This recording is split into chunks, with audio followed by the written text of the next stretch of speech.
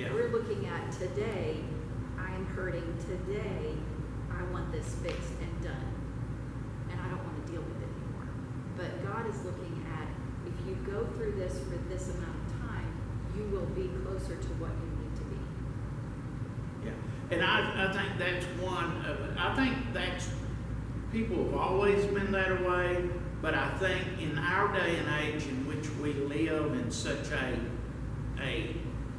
what's in front of what's here, what's now, mindset that we sure enough lose the sense of what all God's doing. And that bigger picture you were talking about. And a lot of times too, we look at what we see. And I would dare say God has worked in my life a lot more in things I never saw than what I did see. Not to say it didn't work in what I saw, but we don't know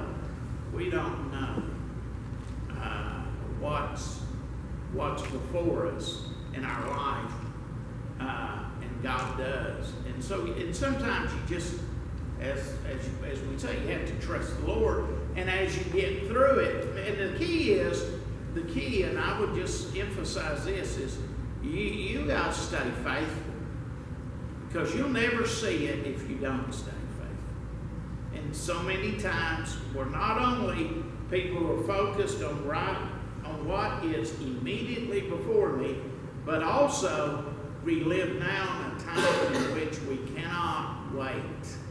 Instant gratification, instant response, and all kinds of stuff. I'll never forget back in the day when I first got on the internet, Clinton, Oklahoma, when I was pastoring there, and I heard that telephone. Of course, back then, that's what you got, and I heard that. You remember that sound? And I remember thinking, this is so cool. Even as I waited some 30 to 45 seconds for anything to come up, I was so struck. And now, if in 5 seconds the website doesn't come up, I'm ready to chunk that computer. Because now I'm conditioned. And so with all these facets in our lives, aspects to us, then God, nothing has changed God. He still operates on his own time frame. And that bugs us, but there's just sometimes that it's good to see how God is taking something and you say, okay, I stayed faithful. I trusted him when I didn't see any reason to trust. And now I see what he's done. But the problem with that is, that means now I got to use this down the road. And that's where it's hard. But it's true. It's true. All right, anyone else? So, yes, sir.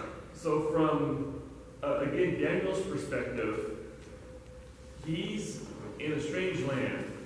And it's probably difficult for Daniel and his friends to talk about the God of Israel when it appears that God has forsaken Israel to let them be plucked out and put into the hands of an enemy in a strange land. Yet Daniel also probably recognizes that God is still faithful and will sometime bring them back. And maybe Daniel is already beginning to realize that he is going to help play a part in them being eventually brought back. Well, and that's very true, because obviously God has communicates things that we just don't know what all he communicated. Brother Roy and I Beaver and I were talking about that this morning or something and such.